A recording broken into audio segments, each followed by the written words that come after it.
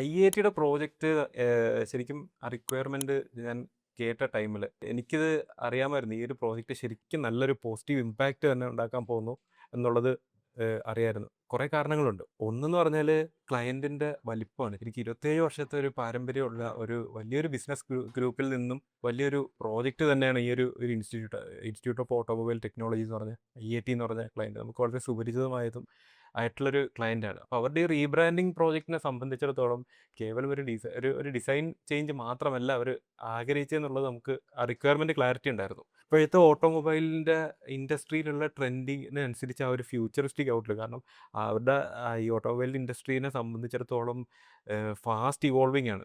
അപ്പം ഒരുപാട് മുന്നേ ഒരു 10-15 അല്ലെങ്കിൽ ഒരു 20 കൊല്ലം മുന്നേ വിഷൻ കണ്ടിട്ട് അവരുടെ ആ ഒരു വിഷൻ അനുസരിച്ച് നമ്മൾ ലോഗോനെ ശരിക്കും റീബ്രാൻഡ് ചെയ്ത് കൊടുക്കുക എന്നുള്ളതാണ് ഒരു ടാസ്ക് ആയിട്ട് എനിക്ക് കിട്ടിയത്. ഇതിൻ്റെ ഏറ്റവും നമ്മൾ ടൈം ലൈൻ സെറ്റ് ചെയ്തപ്പോൾ തന്നെ ഇത് വളരെ പോസിറ്റീവായിട്ട് തന്നെയാണ് നമ്മുടെ ടീം കണ്ടത്. അതിൽ ഏറ്റവും നമുക്ക് സന്തോഷം തോന്നിയൊരു കാര്യം എന്ന് പറഞ്ഞാൽ ഓരോരുത്തരും ഇതിൽ നമ്മുടെ ഓരോ ടീം മെമ്പേഴ്സും ഇതിൽ കോൺട്രിബ്യൂട്ട് ചെയ്തു. പിന്നെ നമ്മുടെ ബ്രെയിൻ സ്റ്റോമിങ് സെഷൻസിൽ വന്ന് ഡിസ്കസ് ചെയ്യുകയുണ്ടായി. കാരണം നമുക്ക് നല്ല ഔട്ട്പുട്ട് നമുക്ക് കൊടുക്കണമല്ലോ.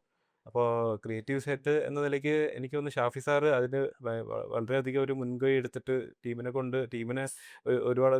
കുറേയധികം ഇൻസ്പയർ ചെയ്തതായിട്ട് കണ്ടിട്ടുണ്ടായിരുന്നു. അവിടെ പറഞ്ഞ പോലെ ഇതൊരു 27 വർഷം ലെഗസി ഉള്ള ഒരു ടീമിൻ്റെ വർക്കാണ്. അപ്പോൾ അവരുടെ ആ എക്സ്പീരിയൻസും അവരുടെ ട്രസ്റ്റ് അത് നമ്മൾ കീപ്പ് ചെയ്യും വേണം. അതേസമയം ഈ IIT മേഖല, ഈ ഓട്ടോമൊബൈൽ മേഖല എന്ന് പറയുന്നത് വളരെ ഡ്രാസ്റ്റിക്കായി ചേഞ്ച് വരുന്ന ഒരു മേഖലയാണ്. ഇപ്പോൾ ഫ്യൂച്ചറായിട്ട് അന്ന് തുടങ്ങിയ അന്നത്തെ കൺസെപ്റ്റ് അല്ല ഇപ്പോൾ ഉള്ളത്. ഇപ്പോൾ ഇലക്ട്രിക് വെഹിക്കിൾസ് വരുന്നു, ഇനി AI വരുന്നു. അപ്പോൾ ഒരു ഫ്യൂച്ചറിസ്റ്റിക് വിഷൻ, ഡ്രൈവർലെസ് വെഹിക്കിൾസ് വരാൻ അതെ പോകുന്നു. ഒരു ഫ്യൂച്ചറിസ്റ്റിക് വിഷനും കൂടിയുള്ള ഒരു ബ്രാൻഡിങ് ആണ് അവർക്കിനി വരേണ്ടത്. അപ്പോൾ ആ ലോഗോ കൺസെപ്റ്റ് എന്ന് പറയുന്നത് വളരെ മോഡേൺ ആയിരിക്കണം, ഫ്യൂച്ചറിസ്റ്റിക് ആയിരിക്കണം. അതുപോലെ അവരുടെ മെസ്സേജ് ഈസി ആയിട്ട് കമ്മ്യൂണിക്കേറ്റ് ചെയ്യാൻ പറ്റണം. അതായത് ഒരു സ്റ്റുഡൻറ്റ് ഈ IITയിൽ വന്ന് ആ സ്റ്റുഡൻറ്റിൻ്റെ ഒരു ജേണി, ആ സ്റ്റുഡൻറ്റ് വരുന്നു, അവൻ ഇവിടുന്ന് ലേൺ ചെയ്യുന്നു. അതിനുശേഷം അവന് 2 വഴികൾക്കാണ് ആ വിദ്യാർത്ഥി എത്തുക. ഒന്ന് അവന് ഒരു ജോബ് നേടുക എന്നുള്ളതും, മറ്റൊന്ന് ഒരുപാട് ആളുകൾക്ക് ജോബ് നൽകുന്ന ഒരു ഓൺട്രപ്രണർഷിപ്പ് നേടുക എന്നുള്ളതും കൂടി ആ ഒരു കൺസെപ്റ്റ് നമ്മുടെ ലോഗോയിൽ വരണം എന്നുള്ളതാണ്. അപ്പോൾ അതിനുവേണ്ടി നമ്മുടെ ടീം ഒരുപാട് എഫേർട്ട് എടുത്തു. ഓരോ ടീം മെമ്പേഴ്സും ഒരുപാട് കൺസെപ്റ്റുകൾ കൊണ്ടുവന്നു. നമ്മളത് ബ്രെയിൻ സ്റ്റോം ചെയ്തു, റിവ്യൂ ചെയ്തു. അങ്ങനെ നമ്മൾ എത്തിപ്പെട്ടതാണ് ഈ ഒരു ലോഗോ. ഇത് വളരെ സിമ്പിളാണ്, കാണാൻ വളരെ സിമ്പിളാണ്. അതുപോലെ അതിൽ അവരുടെ ബ്രാൻഡ് IIT എന്നുള്ളത് ആ ലോഗോ വേർഡ് മാർക്കിൽ തന്നെ വളരെ വിസിബിളായിട്ട് നമുക്ക് മനസ്സിലാക്കാൻ കഴിയും. അതുപോലെ ആ സ്റ്റുഡൻറ്റിൻ്റെ ഒരു ജേണിയുടെ പാത്ത് കാണാം. ആ ജേണി 2 വഴിയിലോട്ട് പോകുന്നതും കൊണ്ടുവരാൻ കഴിഞ്ഞിട്ടുണ്ട്. വൈ ദിസ് കളർ എന്ന് ചോദിക്കുകയാണെങ്കിൽ, ബ്ലൂ എന്നുള്ളത് നമ്മൾ അവരുടെ 27 വർഷത്തെ ലെഗസി, അവരുടെ ട്രസ്റ്റിനെ സൂചിപ്പിക്കുന്നതാണ്. അതിൽ നിന്നൊരു ട്രാൻസിഷനാണ് ഈ പർപ്പിളിലേക്ക്, ഒരു നിയോൺ പർപ്പിൾ. അത് സൂചിപ്പിക്കുന്നത് ഒരു ഫ്യൂച്ചറിസ്റ്റിക് കാഴ്ചപ്പാടിനെ സൂചിപ്പിക്കുന്ന, അതായത് ഇനി ഇവോൾവ് ചെയ്തോണ്ടിരിക്കുകയാണ്. അതെ. ഇനിയിപ്പോ അടുത്തത് എന്ത് ചിന്തിച്ച് ഇപ്പൊ ഒരു 10 വർഷം മുന്നോട്ടൊക്കെ എല്ലാവരും നോർമലിലുള്ള ആൾക്കാർ ചിന്തിച്ചു കഴിഞ്ഞു. ഇനി അതിന്റെ അപ്പുറത്തേക്കാണ് പോവേണ്ടത്. ആ ഒരു ജേണി അങ്ങോട്ടേക്കാണ്. അപ്പൊ അതിന് നമ്മൾ ഈ ബ്രാൻഡിങ്ങിലേക്ക് കൊണ്ടുവരണം. അങ്ങനെ ഒരു കൺസെപ്റ്റാണ് നമ്മൾ ഡെവലപ്പ് ചെയ്തെടുത്തിട്ടുള്ളത്. ലോഗോ നമുക്ക് അപ്രൂവ് ആയതിനു ശേഷം പിന്നെ നമ്മുടെ ടൈം ലൈനിൽ ഉണ്ടായിരുന്ന ടാസ്കുകൾ എന്ന് പറഞ്ഞാൽ ബാക്കിയുള്ള ബ്രാൻഡിങ് ഐഡന്റിറ്റി ടെംപ്ലേറ്റുകളുടെ വർക്കുകളായിരുന്നു. സ്റ്റാർട്ടിങ് ഫ്രം ഓഫീസിലത്തേക്ക് വേണ്ടിയിട്ടുള്ള സൈനേജ് ബോർഡ്സ് മുതൽ ഡോക്യുമെന്റേഷന് വേണ്ടിയിട്ടുള്ള ലെറ്റർ ഹെഡ്സ്, ബിസിനസ് കാർഡ്സ്, അതുപോലെ യൂണിഫോംസ്, പിന്നെ വർക്കേഴ്സിന് വേണ്ടിയിട്ടുള്ള T-shirts, vehicle branding, brochures, 2 types of brochures നമ്മൾ ചെയ്തിട്ടുണ്ടായിരുന്നു. അങ്ങനെ ഒരു ബ്രാൻഡ് കിറ്റ് നമ്മൾ മൊത്തത്തിൽ പ്രൊവൈഡ് ചെയ്യുകയുണ്ടായി. പിന്നെ ഇതിന് ശേഷം കടന്നു വന്ന ഒരു സ്റ്റേജ് എന്ന് പറഞ്ഞു കഴിഞ്ഞാൽ ലോഞ്ചിങ് ആയിരുന്നു. ലോഞ്ചിങ്ങിൽ ശരിക്കും ഞാൻ ഓർത്തു പോകുന്നത് നമ്മുടെ മാർക്കറ്റ് 360യുടെ കൊളാബറേഷൻ ആണ്. ഈ ബ്രാൻഡിങ് കഴിഞ്ഞ് നമ്മൾ മാർക്കറ്റിലേക്ക് എൻ്റർ ചെയ്യാണ്. അതെ. ആളുകളുടെ പെട്ടെന്ന് നമുക്ക് ഈ ഒരു അവയർനെസ് പിടിച്ചു പറ്റണമെങ്കിൽ നമുക്ക് അതിനനുസരിച്ചിട്ടുള്ള ഒരു മാർക്കറ്റിംഗ് സ്ട്രാറ്റജി നമ്മൾ കൊണ്ടുവരണം. അറ്റൻഷൻ കിട്ടണം. അതെ.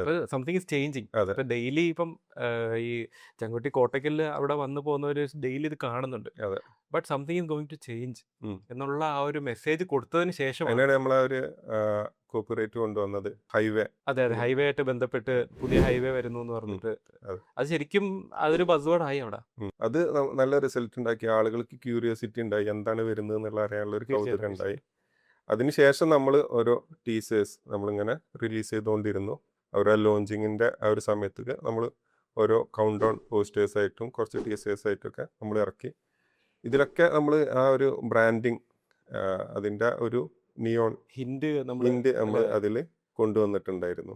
നമ്മുടെ ക്ലയൻറ്റിന് അത് വളരെയധികം ഇഷ്ടപ്പെടുകയും നമ്മൾ അത് നമ്മുടെ മറ്റു വർക്കിലേക്കും കൂടി എലാബറേറ്റ് ചെയ്യുകയും ചെയ്തു. ഇതിന് പുറകിൽ ഒരുപാട് പെയിനും ഒരുപാട് ഫ്രസ്ട്രേഷൻസും ഒക്കെ ഉണ്ട്. ഈ ഒരു ഔട്ട്പുട്ട് അതൊക്കെ മീറ്റ് ചെയ്ത് ഈ ഒരു ഔട്ട്പുട്ട് കിട്ടുമ്പോൾ നമുക്ക് വളരെ സന്തോഷം. അതെ. ശരിക്കും അവർക്ക് ബ്രിഡ്കോൺ ഈവന്റിൽ IIT-യുടെ റിവീൽ നടത്തുക എന്നുള്ളതായിരുന്നു അവരുടെ ഒരു ഗോൾ എന്ന് വെച്ചാൽ, ശരിക്കും നമ്മൾ ആ ഗോളിനൊപ്പം നമ്മൾ നിന്നു കൊടുത്തു. മാത്രമല്ല വളരെ ഷോർട്ട് ആയിട്ടുള്ള ഒരു ഡെഡ് ലൈൻ ആയിരുന്നു. ഷോർട്ട് ഡെഡ് ലൈനിൽ നമുക്കത് പൂർത്തീകരിച്ച് ഡെലിവർ ചെയ്യാൻ പറ്റി എന്നുള്ളതാണ് ഏറ്റവും വലിയൊരു കാര്യം. ആ ഇവന്റിൽ ഞാൻ ഫിസിക്കലി പങ്കെടുത്തിരുന്നു. ശരിക്കും ആ റിവീൽ കാണുമ്പോൾ നമുക്ക് ഭയങ്കര മാനസികമായിട്ട് ഭയങ്കര ഒരു ഹാപ്പിനെസ് കിട്ടി. ലോഗോ ശരിക്കും ആ ബിഗ് സ്ക്രീനിൽ റിവീൽ ചെയ്യപ്പെട്ടു. അത് ഇത്രയും വലിയൊരു ഈവന്റിൽ ആയിരക്കണക്കിന് ആൾക്കാർ ഓവർസീസിൽ നിന്നും അതുപോലെ TSSC പോലുള്ള വലിയ വലിയ ഗവൺമെന്റിന്റെ ഏജൻസികളിൽ നിന്നും CEO VVIPs ഒക്കെ ഉൾപ്പെടുന്ന ഒരു സദസ്സിലാണ് ശരിക്കും ഇത് റിവീൽ ചെയ്യപ്പെട്ടത്. ഭയങ്കര ഒരു ഹാപ്പിയസ്റ്റ് മൊമെന്റ് ആയിരുന്നു.